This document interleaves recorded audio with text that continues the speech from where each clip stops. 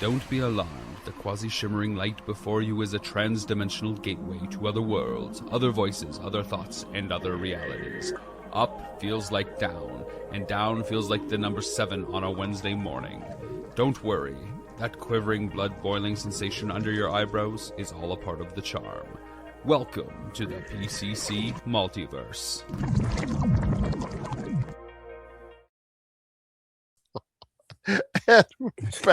And we're back again with another episode of the PCC Multiverse. It's Gerald Glassford. I'm so sorry, everyone. It's one of those things in life. You're just like, you have everything set up, you have a good conversation going, and you realize you forgot to hit the record button. Podcast life, indeed. It is, of course, Gerald Glassford. Of course, all the shows that I do. If you catch me on any of them, please support it by liking and subscribing. And for this station, for this, as far as people listening on the radio, thank you so much for being a part of what we do. To the radio stations, thank you so much as well. And of course, if you're listening to this on podcast outlets, a 5-star review really does help out the channel. Indeed, it is, of course, Gerald Glassford. I'm like, oh my God, one of life's most embarrassing moments right there. But it is, of course, Gerald Glassford, along with a great PC Multiverse we have for you. It wouldn't be a great PC Multiverse without a good friend indeed. It is, of course, the master, the guru of pop culture. It is the great one, TJ Johnson. Try this again, my friend. Hopefully, what's up for the second time? Back again. Absolutely. We were talking about tomahawk steaks at WrestleMania. Yeah. Keeping the bone. Yeah, that bone won't be so fresh after a few weeks, but oh well. I will say this again, for aesthetic reasons in wrestling. Yes, Saturday on WrestleMania was much better than Sunday. I'm not going to argue with that. I was in the crowd on Saturday. I heard the crowd or lack thereof. When Seth Rollins comes down, you realize Seth Rollins, the wrestler, is not that popular, but Seth Rollins, the music, is very popular. So the matches just didn't flow that well. Okay, I get that. I understand it. But why is Saturday a much better day for me than Sunday, which was a great wrestling day, one of the best WrestleMania days ever? I think we could clearly say, for me, it was a more wonderful day because my daughter went with me, and her wrestler, Liv Morgan, won the world title, and the elation on her face said it all. And for a dad like you, TJ, that's what it's all about. Yeah, absolutely. I think, like we were kind of discussing before, I think if you're looking at it from an objective standpoint, it's not even close. Yes, night 2 was way better, and we'll get into what they need to do to fix that moving forward later on in the show. But if you look at it from a personal standpoint, you got to experience a one-on-one thing, Gerald. You got to experience the first time taking your daughter to WrestleMania, where her favorite wrestler won the world title live in living color. Like, there is no duplicating that experience. That is a one of one. It'll never happen again. And so for you personally, I can completely understand, subjectively speaking, that night 1 was the best, and night 1 will always be the best WrestleMania for you personally. And I would 100% back you on that if you're looking at it from the subjective standpoint. Objectively, WWE has got to do a better job with booking, and have got to do a better job with their storytelling, and have got to do a better job with mixing up these matches, because night 2 was at leaps and bounds better than night 1. And I think they need to do a better job of mixing up these matches that people seem to want to care about a little bit more than what they did. Absolutely. And again, I just enjoyed it for what it was worth. I know that, again, Saturday is not going to equal in the pantheon of WrestleMania. Sunday is going to be the day that everybody's going to remember for a lot of great reasons. I know that, of course, seeing how it started with Opa Femi and Brock Lesnar with his quote unquote retirement. We'll see how long that lasts. Saudi money. When it comes to what we see, they're going to bribe one of these guys to come out of retirement. You've been saying Saudi money for like 3 weeks now. Am I not right? Am I not right? Anytime I mention The Rock, Saudi.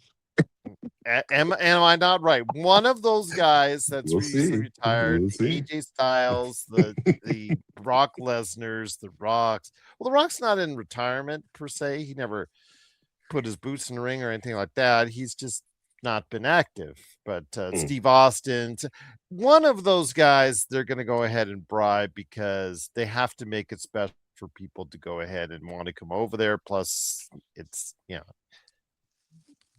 why go there? You know what I mean? I'm picking up what you're putting down. I get it. I hate the idea that they're holding on to those best guys for their, one last little payout, but that's a business at the end of the day. So I do understand. So with that though, WWE, I think again, yes, the inflated audiences numbers aside, like if you think that they got over 100,000 people, good for you. I was in the stadium. It was If that not was happening. yeah, I've been in that stadium several times, and if you think that's 50,000 in there, good luck. But I was in there. I know that for the fact. I know how unfilled it was. I know that the rafters were tapered off. I know that parts of the stadium were tapered off. The stage itself takes away about 7,000 seats itself from one side of the building. So yeah, okay. I'm not going to try and sit here and argue with you on that, but I was in the stadium. I know that's not 50,000, but I'm not going to argue with that. Financially, I still think it was a great success for them because of what they were doing, how much they were selling, the prices, which everybody talks about, which are extremely expensive. Still, even at the discounted rates for tickets, even at the fact that, you're just going there, it is still, I think, a financial windfall for the company because the fact that A, it's over the course of 4 nights, if you include Raw and SmackDown, and B, just the merchandise sales alone. I told you I went twice to WWE Superstore. Just the amount of stuff that was sold at it between Friday when I went and Monday when I went, at the exorbitant prices that they went for. You cannot say it's not anything but a financial win for the company. No, I don't think you can, and I don't think you'll ever be able to say WrestleMania, especially breaking up into 2 nights is anything less than a financial gain. Having 2 nights to experience WrestleMania, having it broken up into 2 separate nights, more talent gets out there, more seats are be filled in the stands. I mean, it absolutely makes financial sense. I think where we tend to want to draw the line or tend to become frustrated with what they're doing is that when it becomes overly saturated for no reason. And again, we'll get into some of those qualms that I had with WrestleMania in a minute, but you're giving us a watered down product. It'd be different if you were giving us a full-fledged show each night, but you're giving us a watered down product overall, or you're giving us a really watered down day one and then an amped up day two, or maybe a little bit more amped up day two with a super amped up main event for day two. Like there's a lack of consistency, and there's a lack of constant things to grab your attention.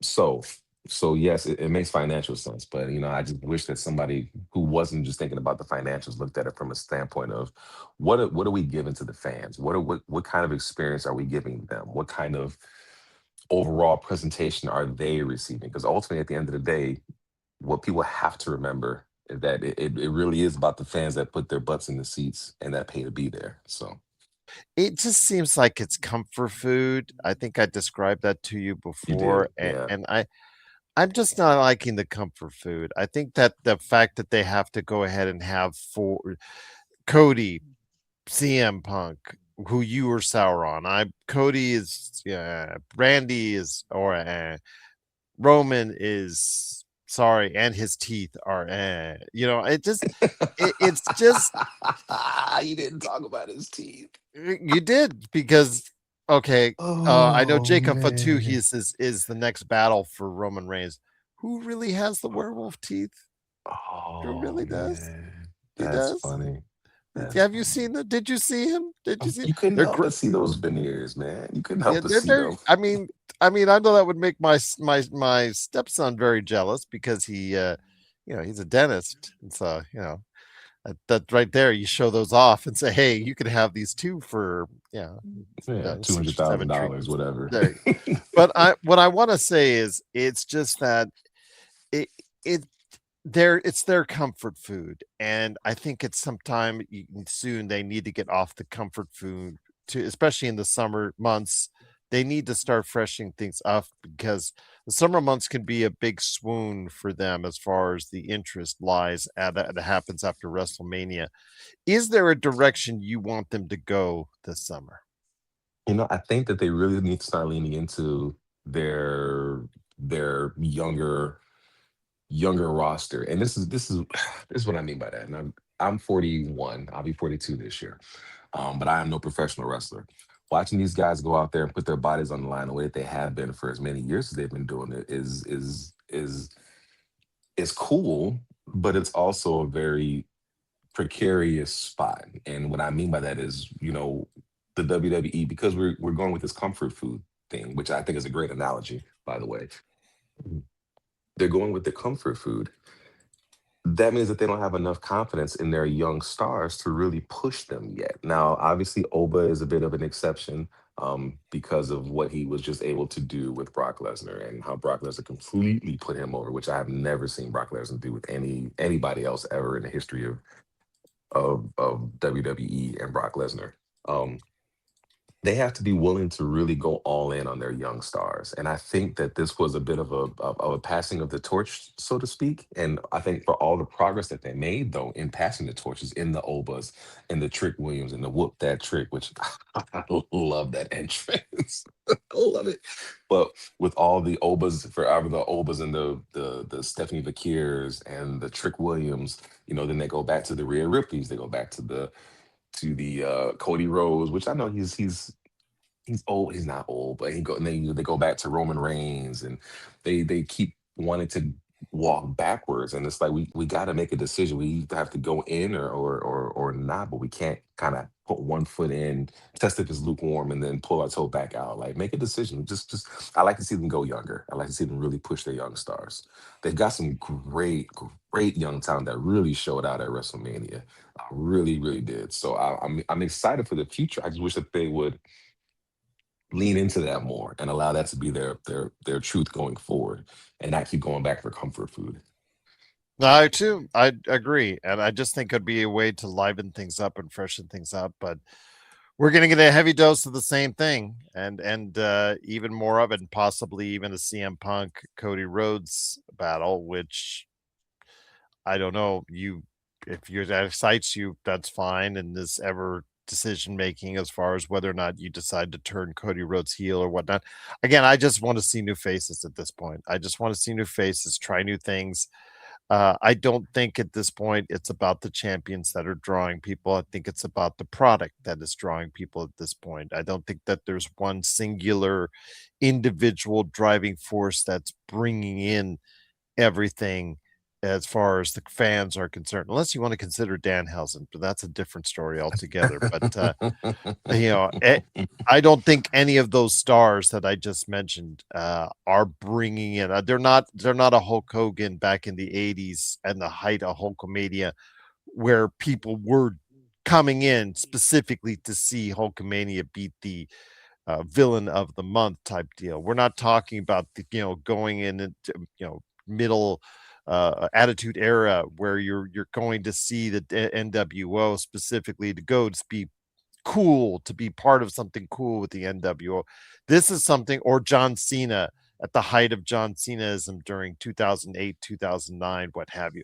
This is a point where you're seeing the product for what it is. You're going because you want to see the product as a whole. There's other stars that you want to see, or other, like for instance, my daughter. She'll talk to me all about the main event players all day long, but in the end, she wants to go to see other individuals go to wrestle. So I ask you, my friend, is it now the best time to go ahead and try new things, because it's now about the product being the drawing card instead of the actual wrestler who is on top? Mm. Joe, I think that's a good question. I think when I think we're in a very interesting spot where we, as the millennials, elder millennials, Gen Xers, we're looking for a lot of the yesteryear, and I think that works in our favor, but also works against us because it'll never be what it once was. And I look back at WrestleManias from years past, like WrestleManias, 19, 18, 17, which is, as far as I'm concerned, the pinnacle of WrestleMania, which we'll get into for the retro review later on. But we are looking for those type of moments, those type of feelings. And unfortunately, we live in a day and age where we're not going to really have access to those kind of feelings. And the reason I say that is because everything is so open now. Everything is so out there now. Everything is, with the way we consume media has changed so much that we now see, interact with, look into our stars on a day-to-day basis, like hour by hour almost. They're always tweeting, or we get to have different, looks into their life and what they're doing, and they're doing TV shows and they're doing, late night shows or whatever the case may be. We have so many different ways to consume our WWE superstars that we're not going to have the opportunity to really gush over them the way that we did for WrestleMania 17, when all we had was Raw. We might have had a Sunday Heat, and we did have Thursday Night SmackDown, but we didn't have anything in between there. There were no peeks into their lives, and they weren't so big on pulling back the curtain and allowing you to see all that. So we're looking for a different age that's no longer going to be there. So I think we have to be very careful, because, and we romanticize the yesteryears, but we have to realize that it's not going to happen. So we have to embrace the new moving forward, and we have to be willing for them to, we have to be pushing for them, being WWE, to also embrace the new moving forward and not continue to go back to this comfort food. They really got to get out of that habit and really just be all in. Like, it's a new day, it's a new age. They're going to be new superstars doing new things. We have to be willing to accept that, and so do they. Once again, it is TJ Johnson along with me, Gerald Glassford. Thanks again for watching, listening. Truly appreciate you joining us on the PCC Multiverse. So with the WWE, again, being a great source of conversation, I know that there's, as far as the remnants of Las Vegas, I don't think Las Vegas is going to get one anytime soon, nor am I asking for a return to Las Vegas. I think there's other great cities. I don't mind it being here. It's great if it's here. I would like to go back, but I think at some point you got to start going ahead and going other places. Saudi Arabia is next year for sure. I'd like to see them. I've advocated for London to go ahead and get one. I think that would be a nice fresh change of pace as far as is concerned. There's other cities around the world that might want to go ahead and be a good place for it as well. So again, I don't mind WrestleMania being in Vegas, but I think after what we saw, I think WrestleMania in Vegas needs to go ahead and rest for a little while to go ahead and recharge for another, I guess, time around, hopefully in at some point in time down the line. I wouldn't mind that. Although the wrestlers themselves, with a lack of security, from what I hear and the incidents that happened, I think they would probably like to be somewhere Yes, else. yes, for sure. And shame on the WWE for allowing that to transpire. Shame on Vegas for not taking care of them better. But all in all, I think that we have to be very, very cognizant of the fact that these WWE superstars are still people at the end of the day. And like I said earlier, they you have access to them way more than they ever were accessible back in the day. So in understanding that, we have to realize that, they always have to be on now. Like, there is no break time. There is no time where they can just be them. You have to look at the incident with CM Punk and the camera, when they were kind of harassing AJ Lee, and harassing who was the other, the person that was with them? Well, Bailey, yeah, but there Bailey. were several incidents with For sure. Royce Keys. For You sure. mentioned CM Punk. There were Yeah. other, but I'll just say this because I've lived in Vegas for so long. And it's not to be mean, it's not to be unkind, but it's just a Hmm. perception that it's a reality thing for me. It's the fact that, okay, the NFL draft was here in Vegas not too long ago, a couple of years ago, whatnot, and I didn't hear of too many security issues, and there were tens of thousands of fans here in attendance, just like during WrestleMania for a period of days. And I'm assuming that these hotels provided extra security, provided overtime for their security officers, provided additional number of securities. So I didn't hear as many issues security wise, even though you could see during the Mm. ESPN broadcast there were tens of thousands of fans coming in from all over the country to go ahead and support their NFL team and players. Flash forward to last weekend, and you hear about all those incidents and lack of security. I'm assuming it's a case again that professional wrestling is still a kind of ways to go in certain people, in certain levels of our society as far as the thought process is concerned. They don't get it. There's still some areas of our world that just don't get pro wrestling and don't understand how special it is to a community out there. I lived it, I walked it, I experienced it over the course of the weekend. I saw the community and I interacted with the community at large for quite a bit of it, and it was a great pleasure to see. But you can understand the fanaticism when you're there because of how they interact with the WWE wrestlers themselves. And yes, they should have provided better security. Absolutely, my friend. But I wanted to get this off my chest as someone who's Mm. seen a lot here in Vegas. They didn't respect professional wrestling. They Yeah. didn't get the security that would be needed for professional wrestling. They, if they have the choice, it's seemingly clear that they have the choice because they didn't provide the overtime necessary to provide extra officers out there to go ahead and protect the wrestlers. They said basically that, oh, well, we'll just risk a lawsuit and we'll risk an incident because we'd rather protect the money. Because where are they at? They're walking through casinos. So what do they prioritize if they're not going to go ahead and provide extra manpower? They're going to always protect the money first.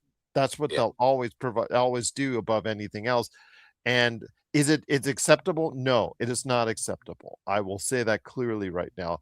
But it's just a reality that in the professional people take professional wrestling for granted. People still don't understand the popularity that it has and how much it can consume, and they just don't get it. There's some people like these casino execs, they just didn't get it, so they didn't provide the overtime necessary, didn't provide the extra manpower necessary to make these wrestlers safe. Is it excuse? I'm not saying it's excuse. I'm just saying it's a reality of what is here in Las Vegas. And I don't disagree with that. I really don't. But the problem that I have with that in particular is that there's zero excuse for them to not know. We're talking about the WWE, a global phenomenon that has been to Saudi Arabia, to different parts of the world, and you don't think it's popular enough to warrant having extra security there? That is crazy. That is crazy. If somebody didn't do their homework to realize how important or how impactful or how much of a spectacle it could become, being WWE and being the crowd that it brings in. You bringing people in from around the world to watch this. This is the grand showcase, the stage of the showcase of the immortals, the grandest stage. And you don't think to bring in extra security like that? That's a terrible. If that is the truth, if that's really what happened, then that makes it even more terrible as far as I'm concerned. The fact that you guys, not you guys, so again, but the fact that they didn't think enough to say, hey, we're gonna need extra everything is ridiculous. And if I'm the WWE, if I'm the TKO group, I would never look at Vegas again. I would never look at Vegas again off of this experience. That is a terrible way for them to be treated. That's a terrible way for them to be taken care of. And the fact that somebody didn't do their homework and realize how big of a deal this was really going to be is an absolute detriment to them. And shame on them for allowing that. That is terrible. Should it come back to Las Vegas? I don't know. Again, ultimately the money will dictate it, and if Las Vegas Visitor and Convention Authority, who was a big part of the reason why that we're here, they paid a lot of money up front. They paid more money this year than last year, and although they didn't get as much in returns, they still got a crowd here, along with National Association of Broadcasters. You had several things going on around the same time, but it was a boost to the local economy. I don't see it happening here for a while. I think they're going to let things breathe for a while here, as far as concerned. But Las Vegas, if it's not a primary thought, maybe in about a decade or so, I'm sure again TJ, if a New Orleans or a Nashville or some other city falls out as far as what they want to pay up front to WWE, you might see it again in Las Vegas at some point in time. Yeah, I'm sure we might, but it should not be. It shouldn't be because it's a first choice. That's for sure. It may be a last resort. It may be, like you said, a secondary thought. It should not be a first choice. They've already shown who they are. You got to believe them the first time. But again, it is, of course, WrestleMania. I hope you guys had a great time watching it. I had a great time experiencing it with my daughter on Saturday. Yes, I know Sunday's matches were better, but before we go ahead and close out the half hour, my friend, I wanted to ask your thoughts on your best memories. What was the best match for you for WrestleMania over the course of the 2 nights? Oh! I think the best match was the 6-man ladder match for the Intercontinental title. I thought that match was incredible. The athleticism that was on display. I mean, Rusev was kind of just there to be, to ground the match a little bit, which is fine. I'm okay with that. But they had some amazing athletes out there doing some amazing things. I was really impressed. And to see Rey Mysterio still out there, still doing, you got all these other guys retiring, AJ Styles retiring, Brock Lesnar retiring, and here's Rey Mysterio. He's like LeBron James, and Dominic Mysterio is like Bronny James. Like they're just, it's so cool to see both of them at WrestleMania. Can you imagine what that moment would be like to say that both dad and son performed on the same, not the same card. No, it was the same card. They were on the same card. Yeah, they were on the same night. So they were on the same night. They both performed at the same place for the same company. Like that is an incredible thing. Like this is things that you just don't see happen very often. So I Well, think they for had a me it match was, against each other. Was that WrestleMania last year or no, year yeah, before? absolutely. Yeah. But Yeah. that's my point. It's like you just don't see these things often. And then we get to see Rey Mysterio and he's still doing it. Like this is years and years and years and years and years later. And he's still out there putting on great quality matches. I mean, that ladder match was intense and was awesome. And there were some huge pops and some huge spots there. And I was really impressed. I love the Trick Williams versus Sami Zayn. Um, I love the back and forth that happened before that. I love the aura that Trick Williams put out. I love the vibe. I loved all of it. Um, I was really feeling if I had to pick one, it was going to be that 6-man Intercontinental Championship match with the ladders. That was intense. Fair enough. I would probably say, well, it's easy. I could say that Liv Morgan win, but it wasn't really a great match per se, a most memorable match. I thought the main event was good. I thought it was really good. I thought it was probably the best match you're going to get out of those guys. I think it'll be one of the better remembered WrestleMania main events. I still thought that last year's WrestleMania main event with the 3-way with that EOS guy won the title was a better match. But Mhm. this match was really good. I think again it capped off a really good Saturday that really flowed well. And I would probably say the main event was pretty strong. It was like about a 3.5, excuse 3.75, 4-star match for me as far as is concerned. The way it panned itself out, there were some really good moments in that match, and I really think that it was a match that I think people should go out of their way to see. Yeah, yeah, that's fair. That is fair. But that ladder match, like you said, was insane as far as It moves are concerned. was. Yeah, I'm not going to sit here and tell you differently because that absolutely was a sight to behold indeed. But if you guys have thoughts out there on WrestleMania and the entire weekend, let me know your thoughts. I know next week on the State of Pro Wrestling, my friend uh, John Orlando is going to talk about his thoughts on what carries from there as well. But TJ Johnson and I over the coming weeks and months will also make sure we got your WWE feel as well. So if you have thoughts on WrestleMania, please let us know. PopCultureCosmos at yahoo.com. Well, 1.5 hour down, 1.5 hour to go here on the PCC Multiverse. It is TJ Johnson, the guru of pop culture, along with me, Gerald Glassford. Thanks again for watching, listening. Truly appreciate it. The big release of the weekend is Michael, absolutely. Going to be interesting to see how this translates itself out. It is not eligible for our fantasy summer box office game that we're going to play here in a minute here. So sorry to tell you, TJ, it does not Yeah, qualify that's because it fine. got released just before the May next week, as far as the Devil Wears Prada, basically the Devil Wears Prada 2 from there on in to the end of August. But that being said, my friend, Michael is going to be very interesting. I think it's going to be very front loaded on what it earns. But the word of mouth is what it needs to go ahead and see if it has a long life, because it needs to take Yeah. what Project Hail Mary has and see if it can dose it on itself. But the reviews initially are all over the place.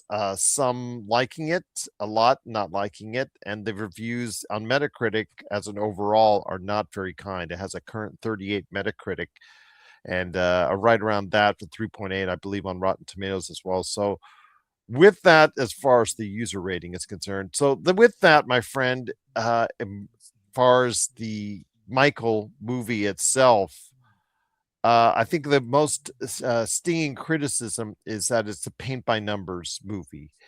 That it's a part one of a part two that really I'm not sure people wanted to see happen. It's a movie that doesn't go into the other side where people really wanted to go, as far as the Neverland Ranch and all that stuff. It doesn't even have Janet Jackson in it. And I'll leave it at that. But your thoughts, my friend, on Michael? Again, it looks like a movie that's going to play it safe in its telling of story of one of the greatest entertainers of all time. Yeah, I mean, Joe, I think this is kind of something that you and I talked about when we were really talking about this movie for the first time, last year. I as much as I want this movie to be successful because as a Michael Jackson aficionado, if you will, for lack of a better term, I'm I'm always hopeful for anything Michael. I'm always hopeful. I love this renaissance that we're in, where people are taking his songs and remixing them and giving them different beats and giving them different vibes, and we're still appreciating Michael Jackson, the artist, in 2026, and he's been gone for a while now. So I always think that aspect, that part of it, is just really, really cool, and I love the idea that he's being introduced to another generation of potential Michael Jackson fans, and I always enjoy that part.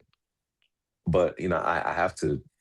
I'm very big on telling the truth. I'm very big on keeping it, as close to real as possible, um, within reason. But I don't think you can completely omit a lot of things, and I think that's the problem. People are going to look at this biopic or this document or whatever they want to call it. I don't even know.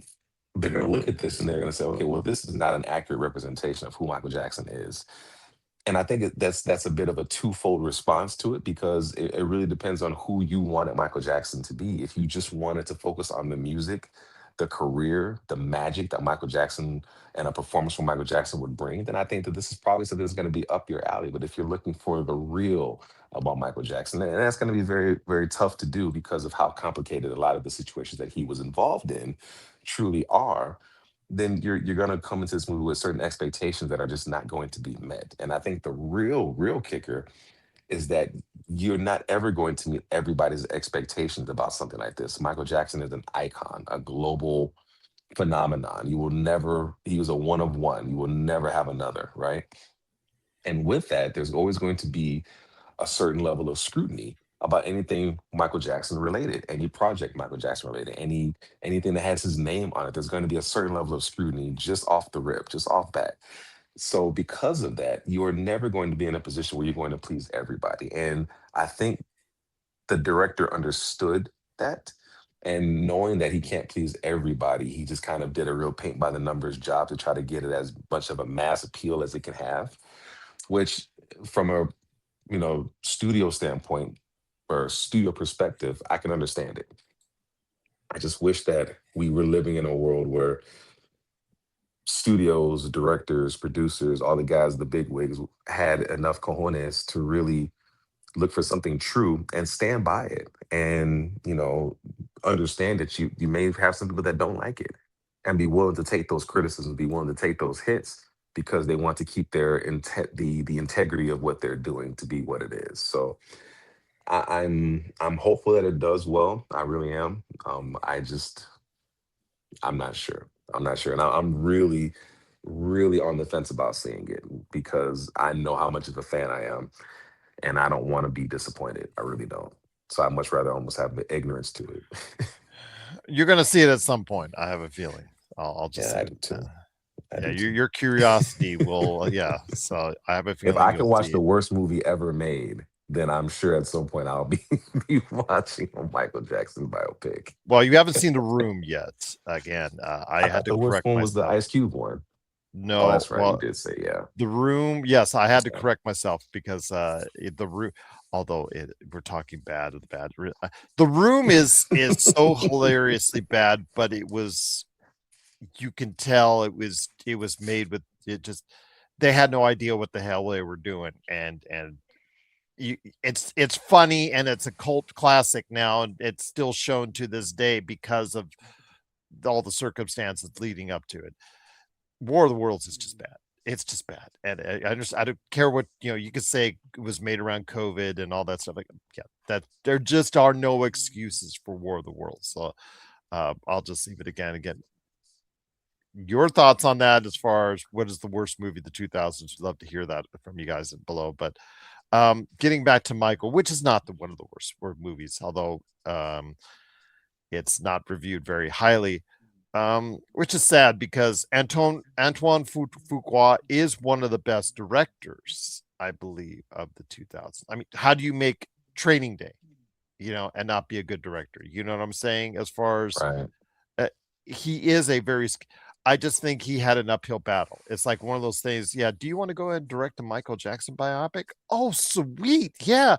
And then you're into it. And it's like, well, You can't touch this, or this. yeah, the family doesn't want you to do this. Janet not giving her approval to be on the movie. We can't, yeah, like you said, can't touch this. Can't approach this. We can't really talk about this. Looks like we might have to make it to a part 2 so that maybe we can attach some of it. Oh, by the way, there's actually I think a part of it, as far as with the Neverland Ranch and all this, there actually might be certain legal restrictions where they can't go ahead and talk about it. So right there in a nutshell is part of the problem, my friend.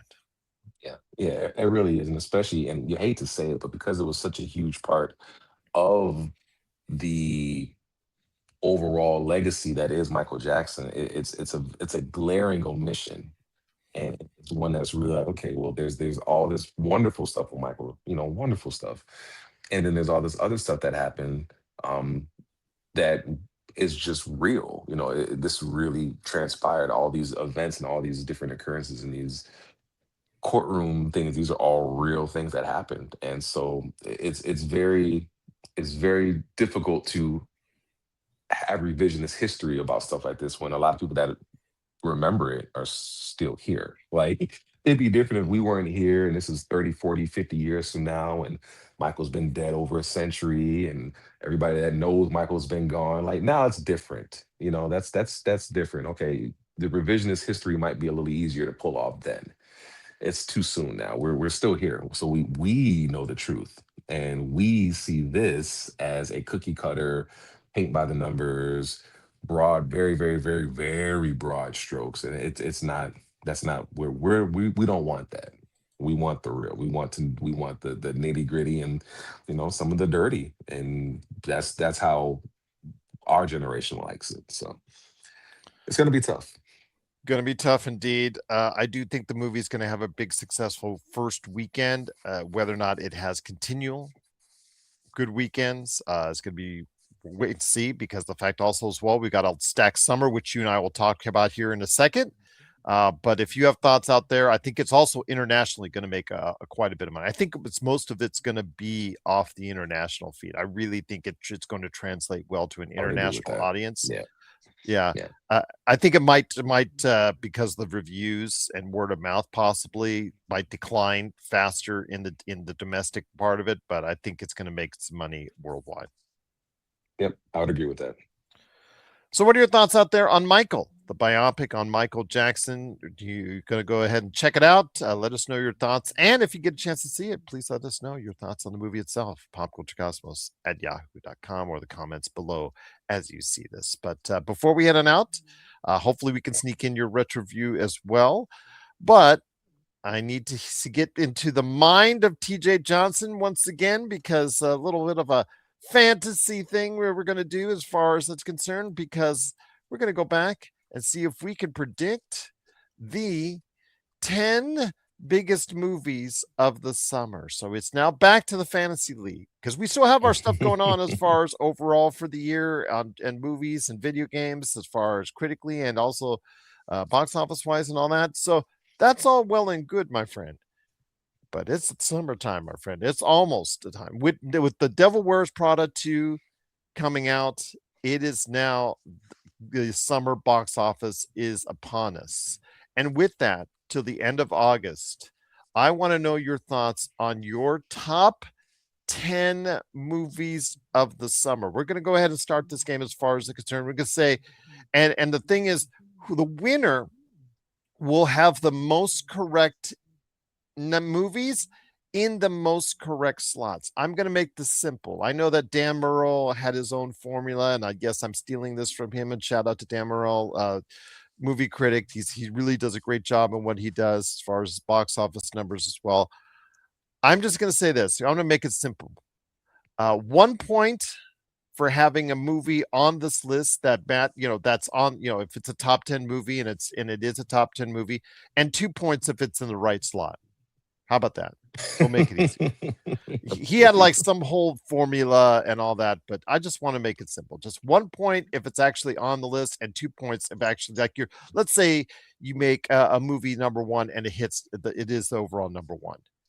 Okay. 2 points. An extra point for that. So I think we should, between you, me, and Josh, we can have enough distance on that. I don't think see any ties on that. So with that said, my friend, do you want to do this based off of international, worldwide numbers, or domestic numbers? I think we need to go worldwide for this. Worldwide. Okay.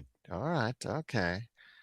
All right. So with that, I will hear from you now your top 10 movies. You don't need to go ahead and break down one after one. I'm just hear you on your top 10 movies. No need to break it down. Just go top 10. All right. It's like one after another. For this one, so it keeps you in the flow. Yep. Let's just go top 10. Yep. Copy that. All right. Spider-Man Brand New Day. That's number one. Let me that's caps lock there. Yeah, Spider-Man Brand New Day. Okay. Yep, that's gonna be number one with a bullet. I think number 2 is gonna be The Mandalorian and Grogu. Ooh. I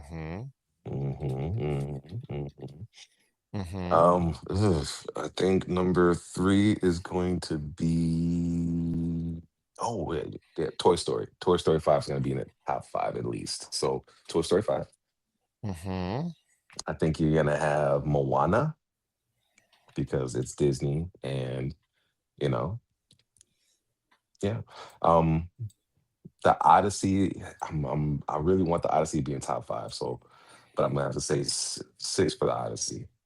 Wait. Okay, so you got Spider-Man Brand New Day, Mandalorian, Grogu, Toy Story 5, Moana. Moana. Okay. Okay, I'm sorry. 5? That is 5. That is number 5. The Odyssey. Yeah. Odyssey's number 5. You were taking me on an Odyssey there for a second. See what you did there. Okay. All right. Then we're gonna go. It's a little tight here. I think we're gonna go Supergirl. Ooh. Okay. And I'm gonna throw in.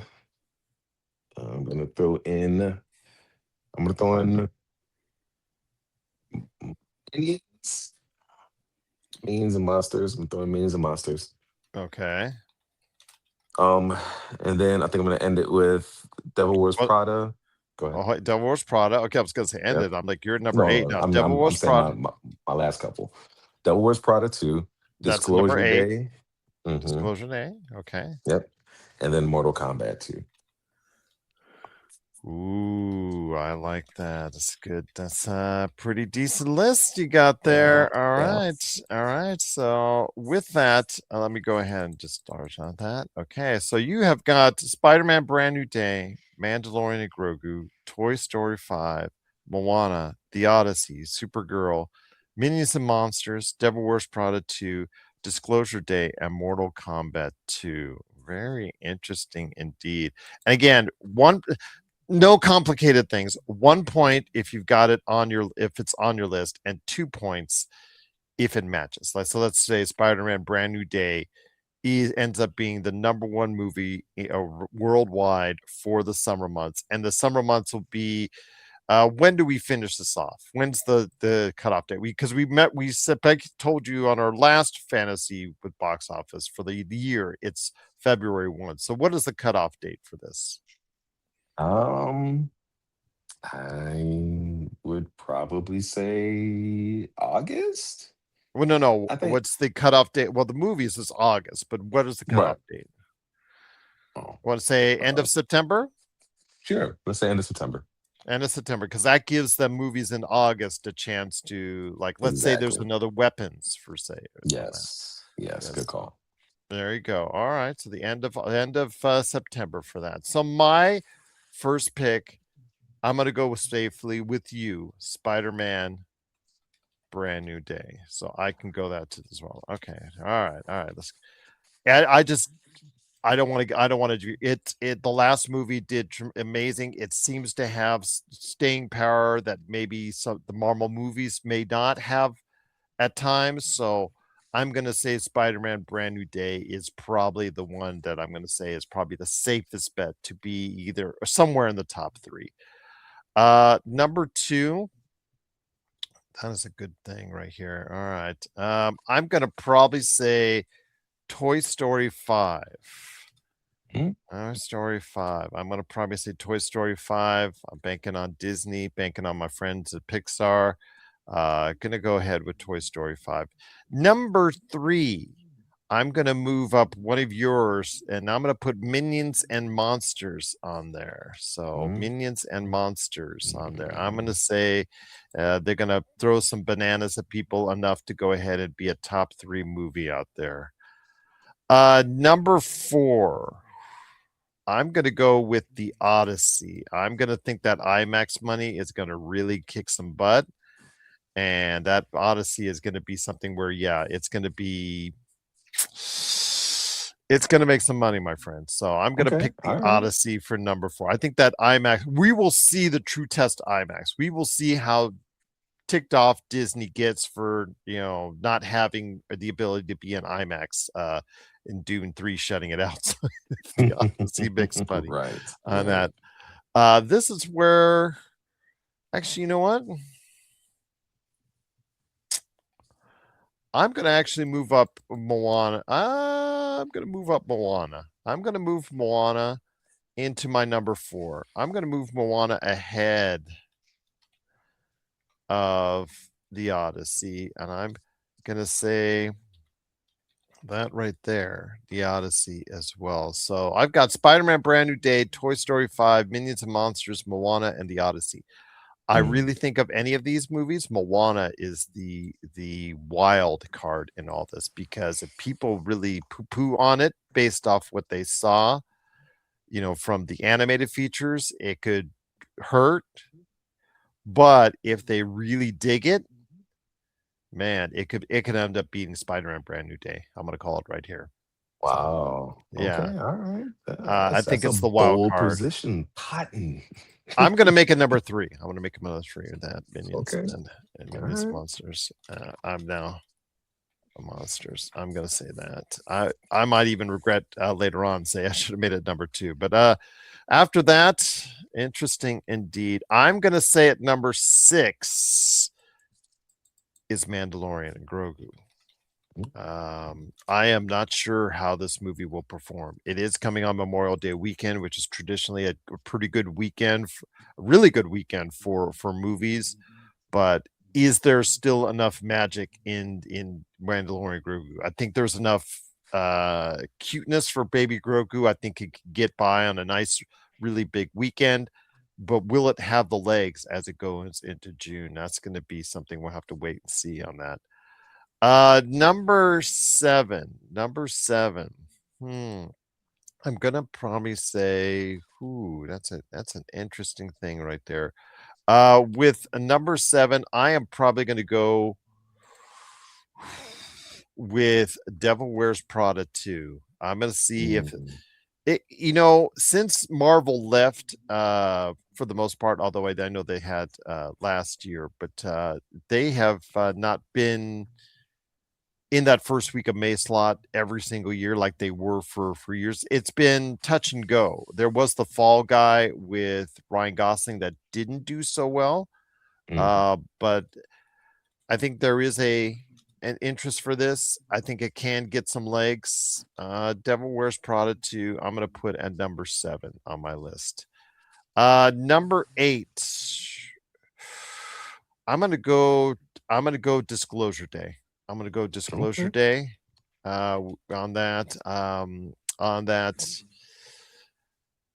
Number 9.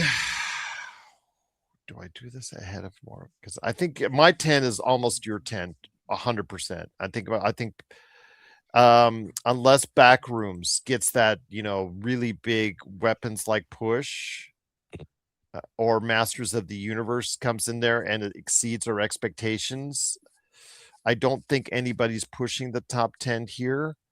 Because I think Masters of the Universe, it's going to be their epic failure or epic success. And I'm still leaning epic failure because of the Jared Leto factor. I'm going to say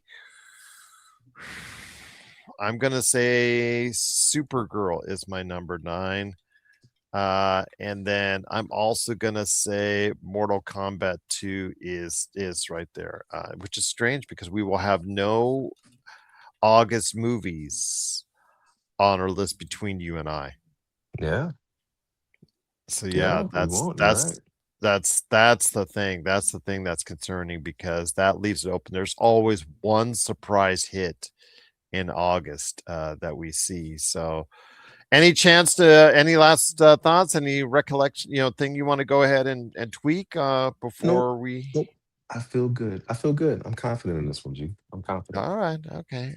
So again, we have the same 10, but in a little different order. So we'll see what happens as far as it's concerned. But if you have a top 10, a list as far as it's out there, let us know your thoughts. And I will get Josh's top 10 for the summer box office that he might throw in there coming up here on Monday as well. But before we head on out, my friend, want to go ahead and touch on your retro review. So we do have enough time. We got about 7 minutes left. What is your retro review for this week, my friend? Well, in the spirit of WrestleMania and in the spirit of talking WrestleMania, which I can talk wrestling all day till the cows come home. So I really got to get on. I got to get on another one of these shows, and we got to do like a hard dive wrestling because I could do this. But I kind of want to do a combo review, and I want to talk about WrestleMania 17 and WrestleMania 18. Now, the thing about, and there's a reason I'm doing 17 and 18. The reason everybody looks at, and we talked about it earlier, we looked at WrestleMania 17 as the pinnacle of the Attitude Era, right? That was the height of Attitude Era right before the WCW, the merger with WCW and ECW. Right before all of that happened, this was kind of like this is the bar was as far as the Attitude Era is concerned. And I mean, when I tell you, this was probably the most consistent WrestleMania that I've ever watched, as far as from match 1 all the way to the end of the show. Consistent energy from here on out. I mean, if you look at the matches, and I'll just do a quick rundown of each one of the matches. First match, you had Jericho versus William Regal for Intercontinental title. Then you had Taz and the APA versus the Right to Censor. You had a hardcore championship battle royale between Kane, Raven, Big Show. Obviously, Kane was the winner of that. You had the European title, Eddie Guerrero versus Test. If anybody remembers Test, he passed away quite a while ago. But Test was almost a better looking, better moving Kevin Nash. I want to say that would be kind of the easiest way I would maybe equate him. Mhm. Then you had Kurt Angle versus Chris Benoit. You had China versus Ivory for the women's title, which really wasn't much of a match. It was more like a squash match, right? It was just a payoff for a storyline that happened. But it wasn't much of a match. Uh, Big surprise was Shane McMahon versus Vince McMahon. A great moment from Linda McMahon standing up was a huge pop. The coast to coast kick from Shane, iconic. It was just oh, oh. Then it gets even better. You have Edge and Christian versus the Hardy Boys versus the Dudley Boys. That was insane. We call that one TLC 2 for a reason. One of the greatest matches in the history of the business. Then you had the gimmick battle royale, which it was a gimmick, but the crowd loved it. So we're gonna roll with it. Undertaker versus Triple H. This is when really they started to put some real weight behind the streak. It was a brutal match. It was a great match, but it's usually kind of overlooked because of how good the TLC match was and how good the main event is. So then you have the main event, which is The Rock versus Stone Cold Steve Austin. The second, this is the sequel, because I think the first time that they went head to head was it 15 or 16? It might have been I think it was 15. 615. I think it was Wasn't it 2 15 years? too. I think it Wasn't there a was 2-year WrestleMania. gap between Think there was 15 a and 2 year 7? gap. Yeah. Yes. I think it was 15 as well. But anyways, this was Rock versus Austin 2, and this one was electric. I mean, oh, the match was just amazing. The ending was a bit more divisive than, because this is when Austin turned heel and sided with Vince McMahon, who's been just, it was almost sacrilegious to say Vince McMahon and Steve Austin on the same side back in the 90s to early 2000s, and here we are, they're on the same team. So it was a little bit crazy for the ending, but it was an electric match. The crowd was on fire, huge moments, and I was just really not so happy with the way it ended. But that's me being a Rock fan too. So the reason I bring that up, because if we're going to turn around and look at 18, and we're going to go match by match with 18. So on 18 you had Rob Van Dam versus William Regal. You had DDP versus Christian, and this is kind of when it was, kind of more like a WWF versus WCW ECW kind of thing going on, where you had the Team WWF versus Team ECW, Team WCW. So yeah, Rob Van Dam versus William Regal. You had Diamond Dallas Page versus Christian for the European title. You had Goldust versus Maven for the hardcore title.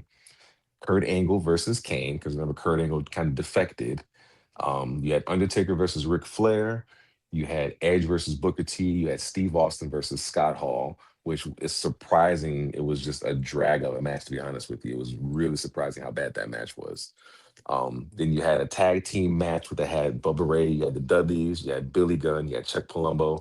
So it was an interesting tag team match. I don't really think that was a good one either. Yeah, Triple H versus Jericho for the undisputed title, which you would think would be the main event because it's just the championship title match. It was a flat main event. Flat main event. The Rock versus Hulk Hogan absolutely stole the show and was the match of the night. And I would almost venture to say it was the match of of a couple of years. And the reason I say that is because this. Let's be very, very clear. There was nothing overtly brutal or technical or fancy or eye popping in this match. This was The Rock, who was a grounded fighter, he was a brawler, versus Hulk Hogan, who was an old brawler. So you got brawler versus brawler. On paper, those two styles, they go together, but just because they go together. But we're talking about ring psychology. We're talking about moments. We're talking about presence. We're talking about timing. That Toronto crowd that year made WrestleMania, made that match be what it was. They turned Hogan babyface in the middle of the match. In the middle of the match. They get out there and they're chanting Rocky sucks. They're cheering for Hogan. And the Toronto crowd just absolutely hijacked the match in the best way possible. And this is what makes pro wrestling a beautiful thing, because you can feel it and you can feel them understanding the nuance of what was going on. You could see them look at the crowd, look at each other, and there was a silent communication. There was something that was there that said, we're about to make something special out of this. And it was just great to see. It was great to witness. It was great to view. It was incredible. If you turn the volume down on that match and just watch the match for what itself, the match was relatively boring. But when you turn the volume up and you hear the crowd and the electricity that was going through that arena at the time, it was amazing. So I bring both of those up to say it's very much like WrestleMania 42 Day 1, WrestleMania 42 Day 2. WrestleMania 42 Day 1 is very much like WrestleMania 18, a very, very lackluster main card with a great main event. Now, WrestleMania 42 didn't have a great main event for Day 1. However, the majority of that card was very, very lacking. You had one or two maybe really, really good matches. WrestleMania 42 Night 2 was as much more consistent, very much like WrestleMania 17. You had great matches pretty much from the start of the show. For the most part, all the way to the end, you were able to watch it and enjoy the entire time, and you didn't really turn away very often. So, those would be my retro reviews. WrestleMania 17 is always going to be my favorite WrestleMania, hands down. WrestleMania 18 main event is always going to be my favorite match, hands down. But those are by far my two favorite WrestleManias to be able to talk about, and it really kind of better illustrates exactly what I felt about WrestleMania 42. So for TJ Johnson, this is Gerald Glassford.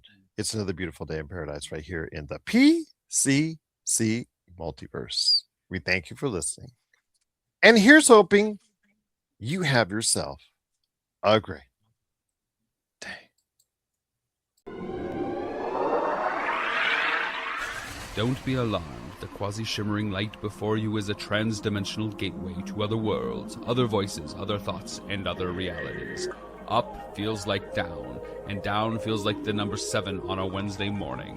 Don't worry, that quivering, blood-boiling sensation under your eyebrows is all a part of the charm.